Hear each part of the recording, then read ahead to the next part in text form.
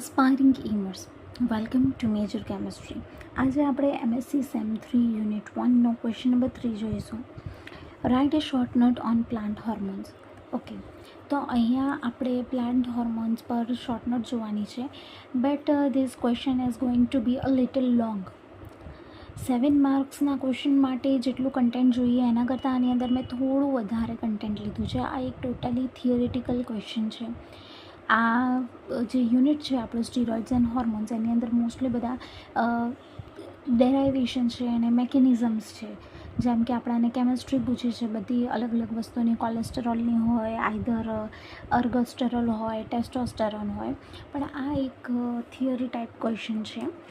Last year આ theory type ક્વેશ્ચનની જગ્યાએ પણ આમાંથી એક હોર્મોનને લઈ લીધું હતું, વિચ ઇઝ જિબ્રેલિક એસિડ, અને તેની કેમિસ્ટ્રી પૂછી લીધી હતી.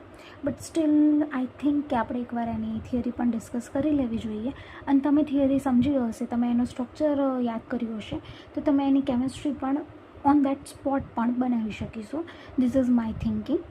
ઓકે, તો લેટ્સ સ્ટાર્ટ. પહેલાં આપણે થોડી એની ડેફિનેશન ટાઈપ આપી દઈએ કે plant hormones, the hormone control system કે જેને પ્લાન્ટ દ્વારા બનાવવામાં આવે છે, એ બહુ ઓછું આપણે સમજીએ છીએ દેન દેટ ઓફ એનિમલ્સ. હવે આપણે એનિમલ્સના હોર્મોનલ સિસ્ટમનું તો બહુ ડિસ્કશન કર્યું છે, એના કોમ્પ્લેક્સ મિકેનિઝમ્સ જોયા છે, પણ પ્લાન્ટનું જે સિસ્ટમ છે ને એને બહુ ઓછું જોવામાં આવે છે.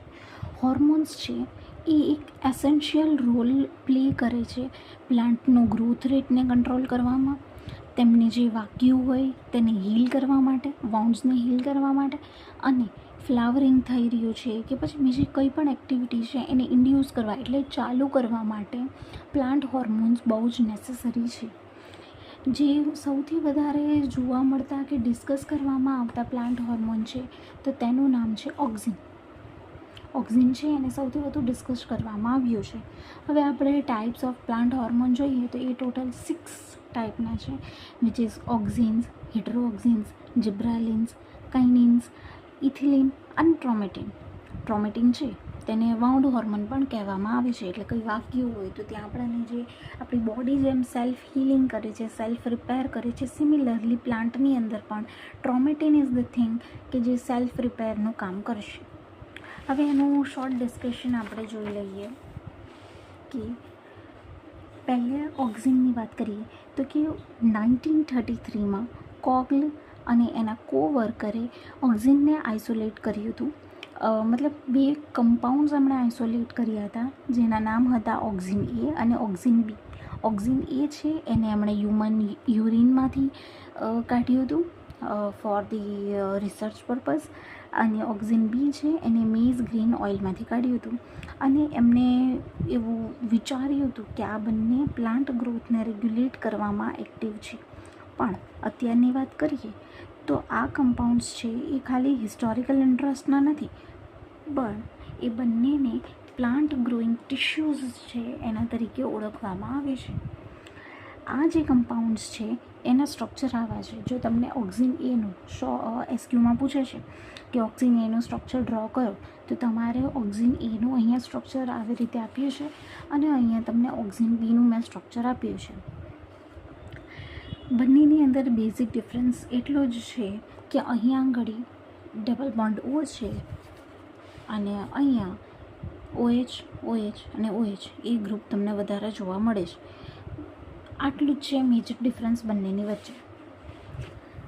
હિટ્રોઓક્સિનની વાત કરીએ, ઓક્સિન્સનું બસ આટલું થઈ ગયું. હવે આપણે હિટ્રોઓક્સિનની વાત કરીએ તો 1934માં ફરી કોગલ અને એમણે બીજું એક નવું આઇસોલેટ કર્યું કે નવું એક ગ્રોથ પ્રમોટિંગ સબસ્ટન્સ જોવા મળ્યું છે કે જેનું નામ છે હિટ્રોઓક્સિન, જેને એ સમયે ઇન્ડોલ 3 એસિટિક એસિડ કહેવામાં આવ્યું હતું. અત્યારે આપણે જનરલી ઇન્ડોલ 3 એસિટિક એસિડને એક નેચરલ કોમન પ્લાન્ટ હોર્મોન તરીકે એક્સેપ્ટ કરીએ છીએ, ઓક્સિન એ અને ઓક્સિન બીને નહીં. આ જે હિટ્રોઓક્સિન છે એ best known plant growth hormone છે. આ હોર્મોન છે એ રેપિડલી ગ્રોઈંગ જે ટિશ્યુઝ હોય છે, જેમ કે રૂટ ટિપ્સ, જળમાં આવેલા જે છે તેના ટિપ્સમાં અને જે ગ્રોઈંગ શૂટ્સ છે એના ટિપ્સમાં જોવા મળે છે. આનું જે સિન્થેસિસ છે તેની વાત કરીએ તો કે આ જ્યારે પ્રોટીન્સનું ડીકમ્પોઝિશન થાય છે ત્યારે હાઇડ્રોલિસિસ કરાવી કોનું, તો કે ઇન્ડોલ 3 એસેટોનાઇટ્રાઇલનું હાઇડ્રોલિસિસ કરાવીને આપણાને ઇન્ટરેક્શન કરાવીએ એનું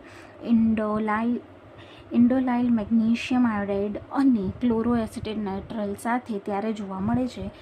અને જો સ્ટેટમેન્ટ ના સમજ પડી હોય તો તમે અહીંયા રિએક્શનમાં જોઈ શકો છો કે અહીંયા આપણી પાસે ઇન્ડોલ 3 એસિટોનાઇટ્રાઇલ છે, તેનું રિએક્શન કરાવડાવ્યું છે indolyl magnesium iodide and chloroacetonitrile સાથે. અને પછી after the hydrolysis or we can say in the presence of H2O આપણાને the original product is obtained which is hydroxy. હવે આ જે હોર્મોન છે એ શેના માટે રિસ્પોન્સિબલ છે એટલું યાદ રાખજો. દરેક હોર્મોન શેના માટે રિસ્પોન્સિબલ છે એ મેં લખ્યું હોય એ તમારે યાદ રાખવાનું છે અને એને મેન્શન કરવાનું છે. બેઝિકલી હિડ્રોઓક્સિન છે એ શેના માટે યુઝફુલ છે, bending in plants towards light, કે જે તરફ લાઇટ હશે તેની બાજુ જઈને એ આમ વળી જશે, એના માટે રિસ્પોન્સિબલ છે હિડ્રોઓક્સિન. પછી પ્રીમેચ્યોર ફ્રૂટ ડ્રોપ, કે હજુ સમય આવ્યો ના હોય, કાચા હોય, કેરી કાચી છે અને એ તૂટીને પડી જાય, એને પ્રિવેન્ટ કરવા માટે હિડ્રોએક્સિન યુઝફુલ છે. અને ફ્લાવરિંગનું જે પાર્શિયલ ઇનિશિએશન થાય છે, એટલે કે ફૂલ જે હવે ઉગવાના છે એનું સ્ટાર્ટ કરવામાં પણ એ થોડોક ભાગ લે છે. હવે આપણે વાત કરીએ આપણા ત્રીજા હોર્મોનની વિચ ઇઝ જિબ્રેલિન્સ. જિબ્રેલિન્સની વાત કરીએ તો એમને જિબ્રેલિક એસિડ પણ કહેવામાં આવે છે. જિબ્રેલિન્સ છે એ ગ્રુપ છે કમ્પાઉન્ડ્સનું કે જેને આપણે ઓરિજિનલી પેરાસાઇટ ફંગસમાંથી આઇસોલેટ કરવામાં આવ્યું હતું. પેરાસાઇટ ફંગસ પણ ક્યાંય ગ્રો થયું હતું તો કે રાઈસ સીડિંગ્સના ઉપર ગ્રો થયું હતું. 1935માં રાઈસ સીડિંગ્સના ઉપર પેરાસાઇટ ફંગસ જે ગ્રો થયું હતું એને જિબ્રેલિયા ફુજીક્યોરાઈ તરીકે ઓળખવામાં આવ્યું હતું અને તેમાંથી આઇસોલેટ કરવામાં આવ્યું હતું. અત્યારની વાત કરીએ તો અત્યારે ટોટલ 29 ડિફરન્ટ ટાઈપના જિબ્રેલિન્સને આપણે આઇસોલેટ કર્યા છે બહુ બધા ફ્લાવરિંગ પાર્ટ્સમાંથી ટોટલ 29 જિબ્રેલિન્સને આઇસોલેટ કર્યા છે. આપણે જો કેમિકલી વાત કરીએ તો એમનું એક કોમન કાર્બન સ્કેલેટન હોય છે જેને આપણે જીબેન રિંગ તરીકે ઓળખીએ છીએ. ISQ માટે યાદ રાખજો કે એમને બધાનું એક કોમન કાર્બન સ્કેલેટન હોય છે જેને આપણે જીબેન રિંગ તરીકે ઓળખીએ છીએ. અને એ બધા ફક્ત ખાલી નંબર અને પોઝિશન હોય છે જે હાઇડ્રોક્સાઇલ અથવા મિથાઇલ અને એસિડિક ગ્રુપની એમાં ડિફર કરે છે. તેમના નામ આપણે GA1, GA2, GA3 અને ટિલ GA29 એવી રીતે આપવામાં આવ્યા છે. આ છે એમનું કોમન સ્ટ્રક્ચર. ઓકે, હવે આ હોર્મોન છે એ શેના માટે રિસ્પોન્સિબલ છે તે જોઈ લઈએ તો કે તે સ્ટેમ્સ જે હોય છે એના ઇલોંગેશન, એટલે કે એને લાંબા કરવામાં, એને ઇલોંગેટ કરીને મોટું કરવામાં હેલ્પ કરે છે. પછી જે લીફ ગ્રોથ અને ફ્રૂટનું જે સેટિંગ પ્રોસેસ હોય છે એના માટે પણ યુઝફુલ છે. પછી સીડલેસ ફ્રૂટ, ઘણા બધા એવા ફ્રૂટ હોય છે કે જેની અંદર આપણી પાસે બીજ નથી હોતા, એવા બનાવવાનું જે ઇન્ડ્યુસ કરે છે એમાં પણ જિબ્રેલિક એસિડ યુઝફુલ છે. અને તેમને ડોર્મેન્સી તોડવા માટે પણ વાપરવામાં આવે છે ટ્યુબર્સ અને સીડ્સની અંદર. ઓકે, હવે આપણે વાત કરીએ કિનિનની.